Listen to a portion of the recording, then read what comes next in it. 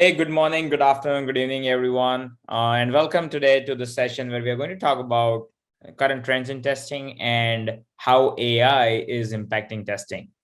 I am your host and your speaker, Harshal Vora. I am the Director of Product Management here at QMetry. I have played multiple roles during my 10 plus years of career where I have worked as QA engineer, QA lead, and currently trying to get QMetry to become the number one AI-enabled digital quality platform to get the software quality to its next level. Yeah. To give a brief introduction on QMetry, again, as I mentioned, we are aiming to become the number one AI-enabled digital quality platform. And the idea here is to revolutionize the entire software quality and the way AI can be driven to get the test authoring, test executions, as well as test reporting for Agile and DevOps teams, right? And QMetry has been in the software testing for about 10 plus years now, and we currently serve 1,000 plus customers across the geography where we are enabling them to get towards agile and DevOps practices, right? So again, today we'll start with a quick overview of current trends in the market, right? Where software testing is going, what are the key trends that we should be aware of, right? And how QMetry is solving or trying to position software testers against these trends. And then we will talk in depth about the AI use cases and how AI, specifically on the analytics piece of AI, can be leveraged to make software quality better. All right. So as I suggested, right, the current trends, if we look at the World Quality Report that came out last year, it suggested that the enterprises want automation want to maximize the test automation as part of their agile and DevOps initiatives.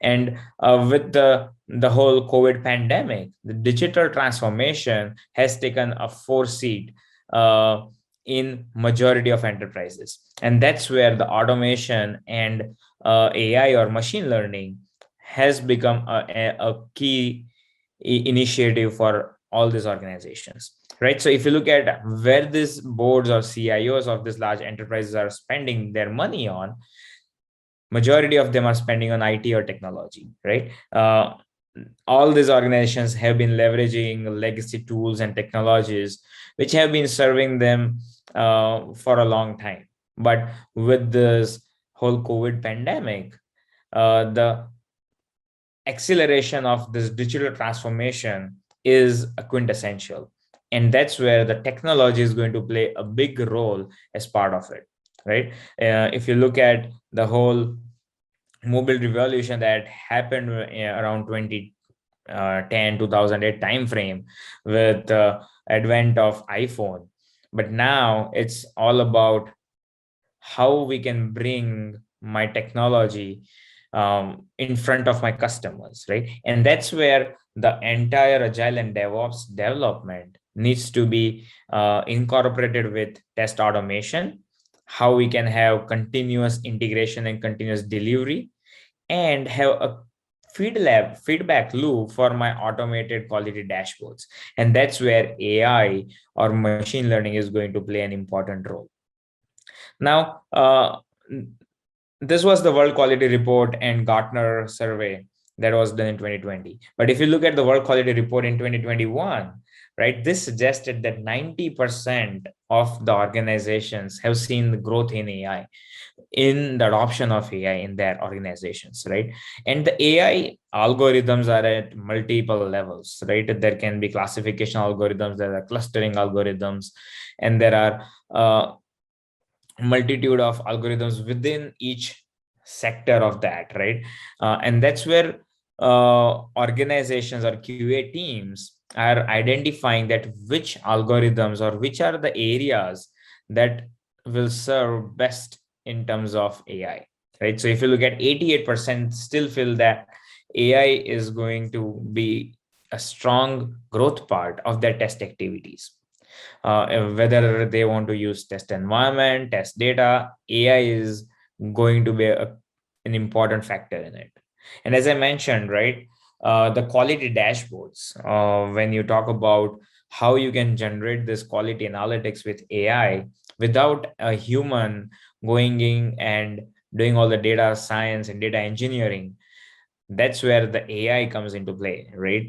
And with the adoption of cloud, whether it's your AWS cloud, Azure cloud, GCP, all this cloud coming in with native data analysis, data engineering tools, which is powered by AI, this QA dashboards become an important part. And if you look at how this AI can be leveraged more in test executions and your test planning activities, uh, it also 70% of the users in the World Quality Report suggested that they would like to use AI as part of that. So all in all, AI is going to be a significant in testing along with automation. So and AI is your automation. So your test automation, when we are going to take it to the next level, that's when the AI comes into play. And how here at QMetry we are leveraging AI as part of our digital quality platform, right? So as I mentioned, the goal here is to become the number one AI-enabled digital quality platform.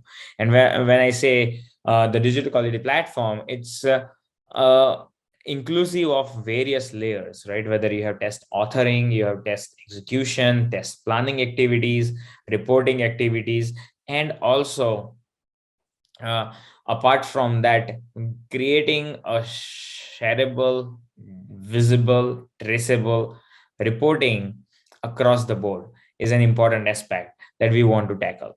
And as part of this digital quality platform, when we talk about a test authoring layer, right, that's where we start leveraging AI at.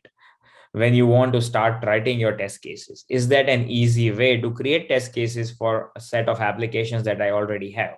Whether those are Salesforce applications, SAP based applications, which have standard workflows.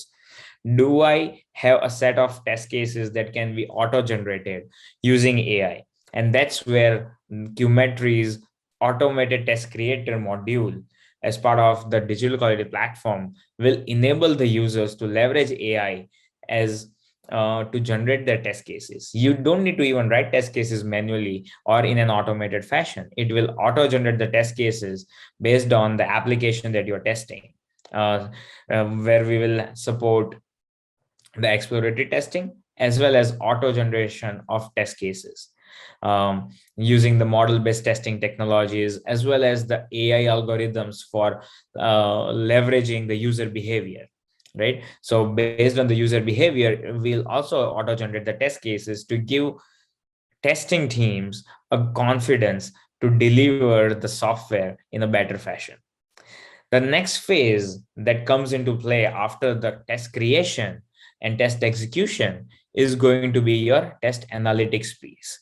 And that will be tackled in two phases as part of our quality platform, which is QMetry Wisdom, which we are leveraging real-time optimizations, real-time actionable intelligence, right? Where you say, for example, you are running so thousands of regression tests, and if your P1 regression test case are passing, and based on the historical data, it says that whenever the P1 regression test pass, I don't need to even run my P2 or P3 regression test cases.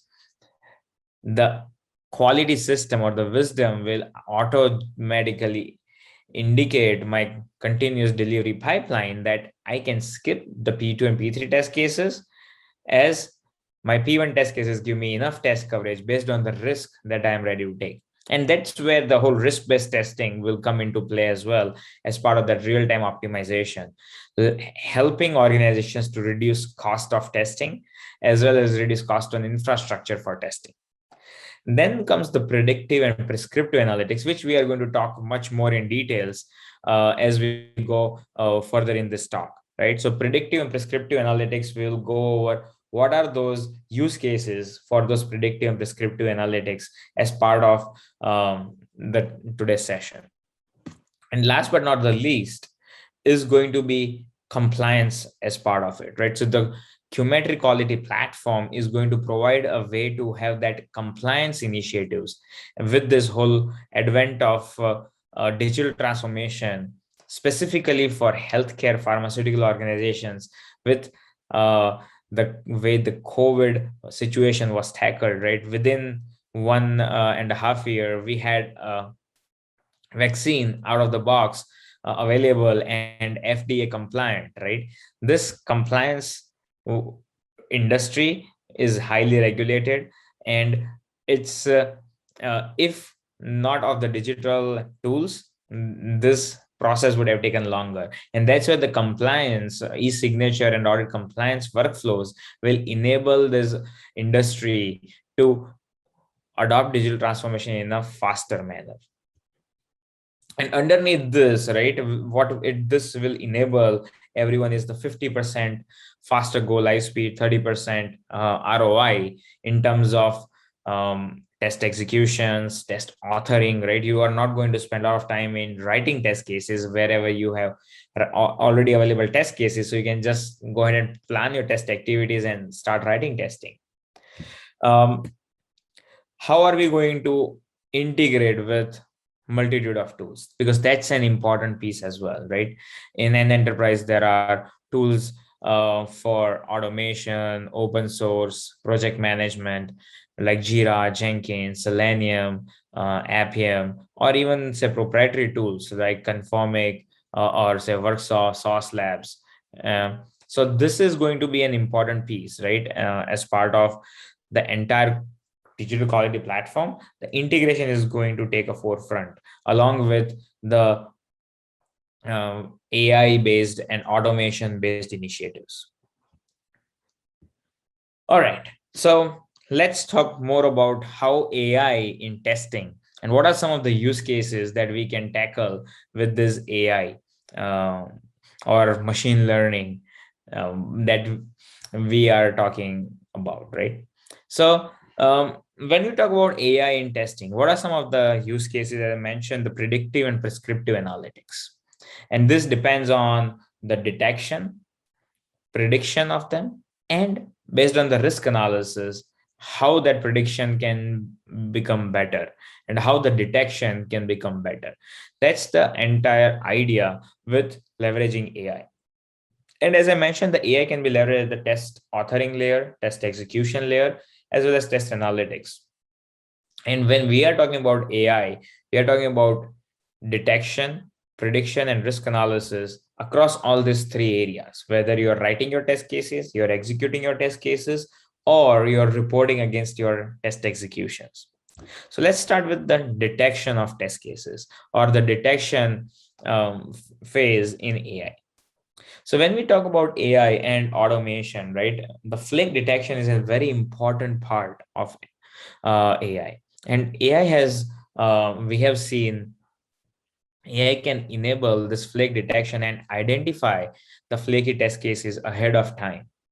One of the recent surveys or recent study at Google suggested that 1 out of the 7 test cases that have been executed are flaky, right? When we say flaky, the idea here is the test cases pass for 3 instances, then they start failing for 5 instances, and they again start passing without any change in the test case for the same application. And this flakiness is causing a lot of false positives, or also infrastructure cost is incurred as part of it. And to identify this flaky behavior is an important aspect of automation or AI. When you are talking about thousands and thousands of your test cases that are run as part of your continuous delivery pipeline day in and day out, or in at every code check-in. So that's where the flake detection is an important piece of it. The second part is the test execution trending. When we talk about test execution trends, the test execution trends are essentially a measure of what's going on as part of your testing, right? So whether you want to identify what are the most filled test cases against what are the most past test cases, what are the most unused test cases, so you can go ahead and make those test cases obsolete or remove them from your test step library, so or which are the most amount of test scripts that have been failed. And based on this trends, you can prescribe the solutions for whether the script needs a fix, or the data needs to be fixed, or test environment needs to fix.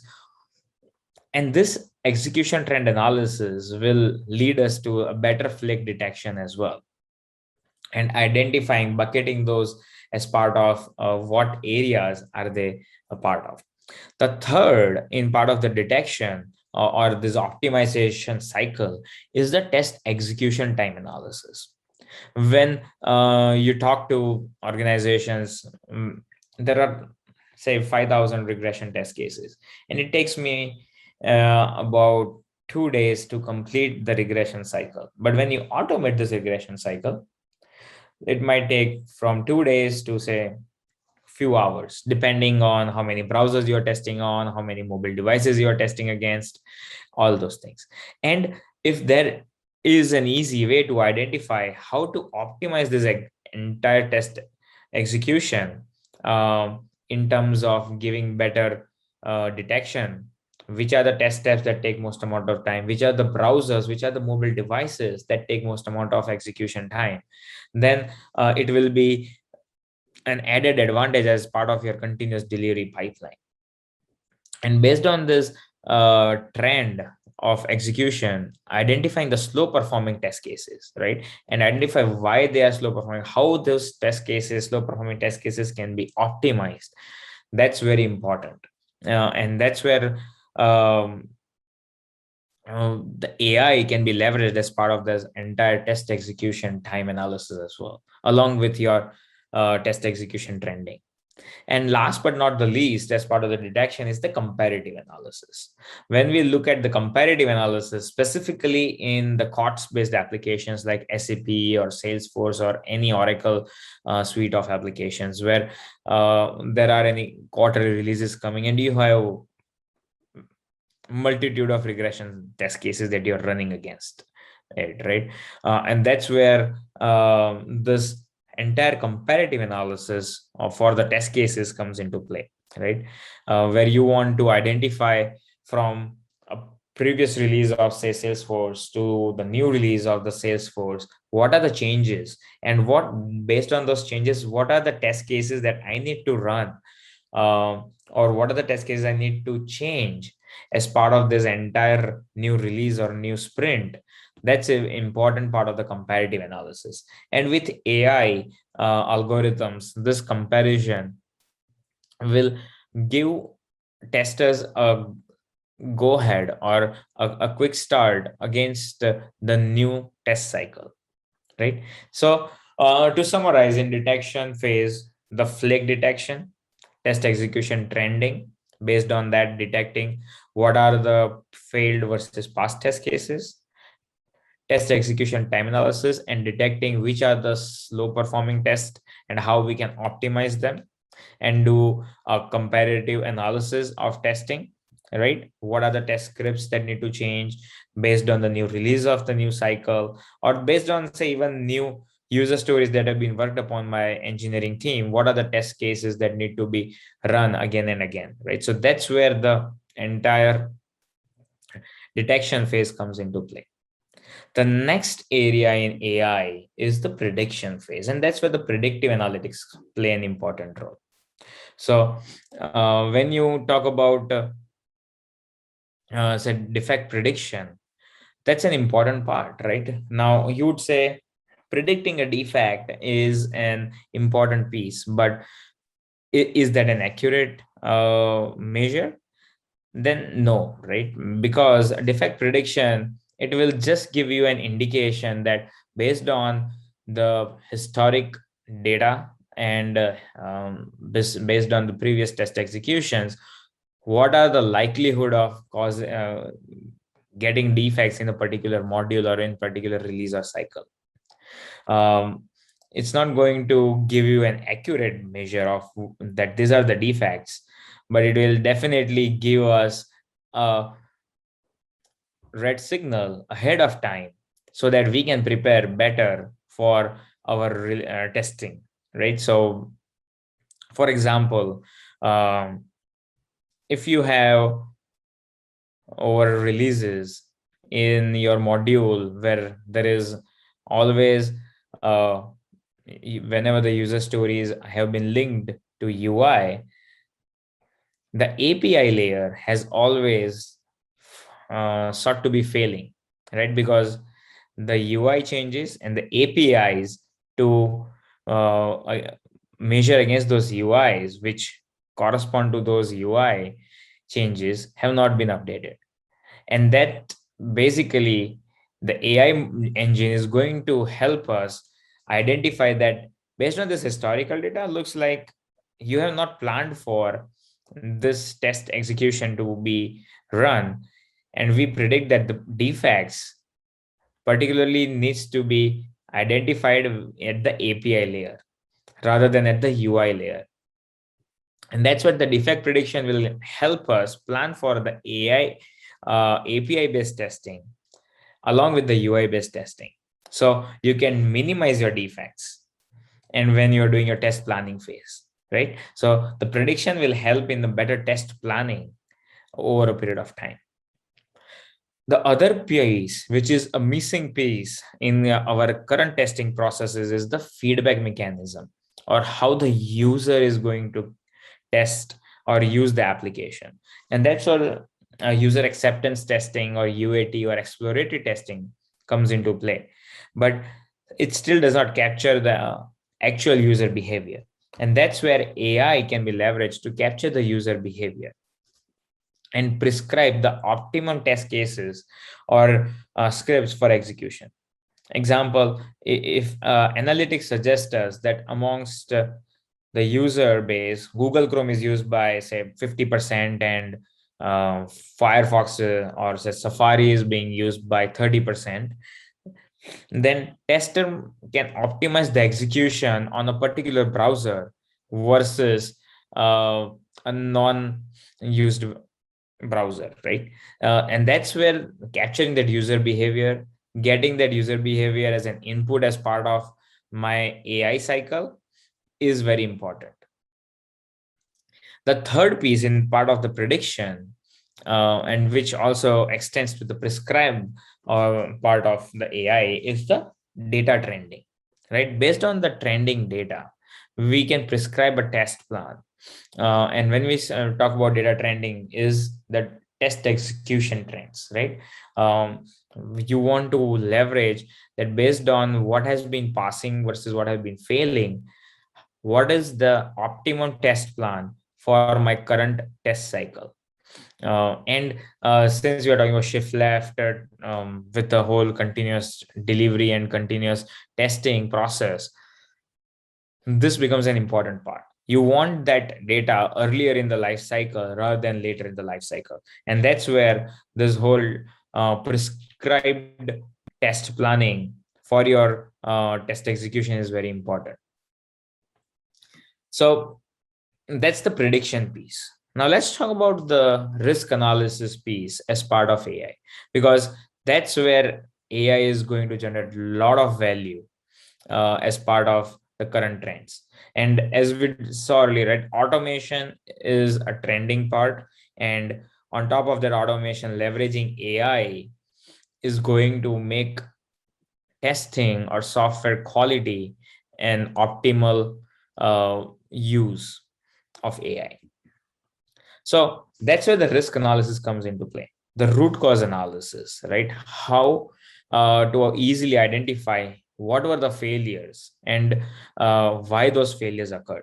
And that's an important piece, right? If you have say 5,000 regressions test cases running overnight, and you come in the morning and say 20% of those test cases failed, you don't want your testing team or your engineering team to go ahead and spend their 2 hours, 3 hours just debugging the issues, right? You want a mechanism to give you root cause that why that failure occurred, whether that's a false positive, whether that's an issue with the test data, issue with test script, or issue with test environment. And if those root cause analysis are bucketed easily, then your risk analysis, when you are doing your risk analysis, it becomes an easier and less time consuming.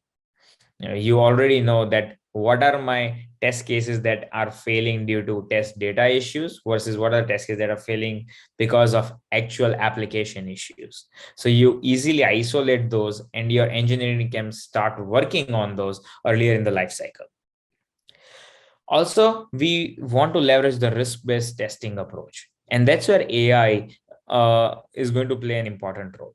So risk-based testing has been there for ages, since the inception of software testing, right? When you look at, um, say, when testing was done, or it was essentially the first thing was how can I ship the software in the such a way that the risk of my user finding the defect is minimized. And that's where the risk-based testing approach, including the feedback mechanism, is very important. And based on my risk appetite, I can define that if my appetite is say 70%, I am ready to take 70% risk. Then I might just need say 100 test cases to be run as part of my regression cycle against the 5,000 test cases. Whereas if my risk appetite is just 10%, and where I want 90% test coverage, then it warrants me to have all the 5,000 test cases to be run on all the major browsers, where we just talked about say 50% Google Chrome, 30% Firefox, 30% on say some other browser, right? So that's where the risk-based testing approach is going to be very important. And last but not the least, as part of the risk analysis, is going to be risk identification and impact analysis. And that's very important, right? If you are able to identify that risk earlier in the life cycle, and what impact it is going to have on your current sprint, then this risk analysis will give you a much more impactful analysis, right? When you talk about, for example, if you are working on 5 user stories in a sprint which are going to revamp the login and the help module, whereas based on your historical data, it shows that whenever there has been change in say login module, not uh, just your help module, but you also need to identify that there is risk in your say transaction module, which essentially leads to your security breach. And that's where the impact analysis established, that what are those modules which are going to impact, and if those modules are going to impact, uh, what level of testing, whether the functional test, security test, performance testing, or even it might be at your um, be even at your non-functional testing layer, right? So that's where we think the risk identification and impact analysis is also an important part as part of your AI and leveraging it in testing. So I think with that, I'll just summarize everything together and have all the use cases, whether it's at the detection layer, prediction layer, or at risk analysis layer. And it becomes very important to identify this scenarios or use cases as part of your continuous testing cycle, right? um, as I mentioned, the flake detection has taken at the most importance, and there are organizations which are specifically driving solutions for flake detection. And just imagine organizations like Google, Facebook, Netflix, Amazon, where they have millions of cases, millions of lines of code being deployed in production, in every second, they need a very robust test automation to ensure that whatever they are releasing in production is production ready. And then comes the prediction piece, right? And this prediction piece with your risk analysis will help in the entire test planning activity, along with the test execution as well as test reporting, because you want to get the maximum risk to be covered as part of your um, test execution. You need a test plan which gives you a prescribed methodology, which is based on historical trends, historical data, which is available with you, along with the user behavior that is can be captured from various mechanisms, and then incorporating them into your test methodology. That's where AI can help with the prediction and prescription piece as well.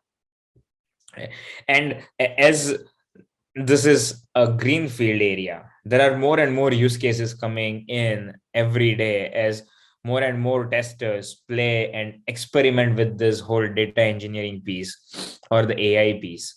So these are just few of the use cases that we are trying to tackle at this point in time, but there are much more use cases that we have not even thought of, and we might encounter as we do more experiments with data, we do more experiments with our all the test analytics that are available, right? We have not even talked about how we can optimize the variance in terms of what is the amount of testing effort required versus what is the amount of test resources required, which is not even encountered for in the current use cases that I'm talking about. But those are important use cases when an organization is planning to invest into testing. And now with whole uh, concept of paired programming or developer themselves doing testing, AI use cases are going to be very important. For example, GitHub came out with their AI module called Copilot, right? The Copilot module will auto-complete my code. I don't need to even write code, but it is going to auto-complete my code based on the use cases that GitHub has seen over a period of time after so many commits happening to the GitHub community. It is going to let users know that based on this method that you're writing in a particular, say, JavaScript language or Java language, whatever language of your choice, this is the autocomplete or this is the module that can be best leveraged as part of that code. And similarly, the way GitHub is trying to get that Copilot enabled in QMetry, we are trying to get AI as part of how we can better utilize time and resources for making software more robust and software testing activities much more confident. With that being said, I would like to conclude here. And if you have any questions, feel free to reach out to us. These are some of the contact details. And again, you can always reach out to me. There are social media platforms I'm available at. I would love to talk to the community and understand more AI use cases and uh, implement those as part of our QMetry digital quality platform. As I said, uh, I have taken the baton to make uh, software quality a better space with AI for the community. So thank you again for your time.